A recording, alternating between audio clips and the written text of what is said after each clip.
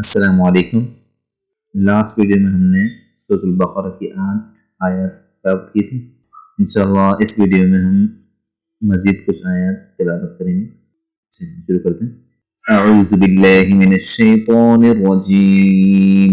बिस्मिल्लाहिर रहमानिर रहीम।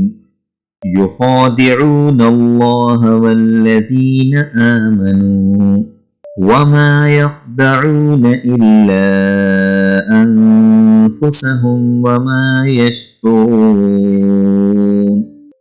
फ़ी क़ुलूबिहिम मरज़ुन फ़ज़ादहुमुल्लाहु मरज़ा वलहुम अज़ाबुन अलीमुम बिमा कानू यकज़िबून।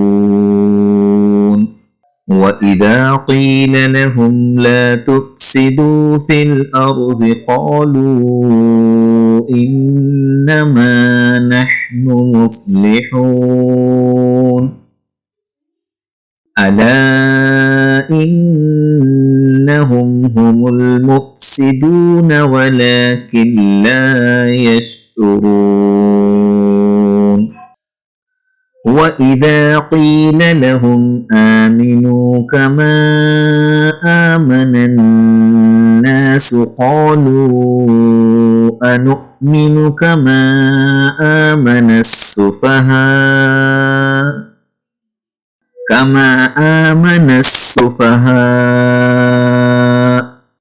أَلَا إِنَّهُمْ هُمُ السُّفَهَاءُ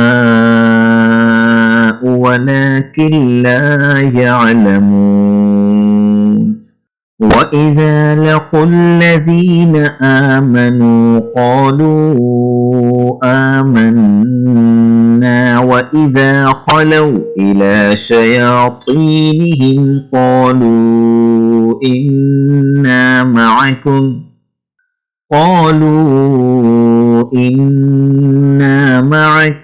إنما نحن مستهزئون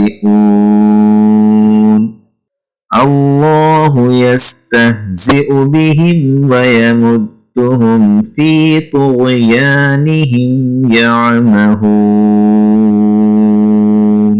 صدق الله العظيم.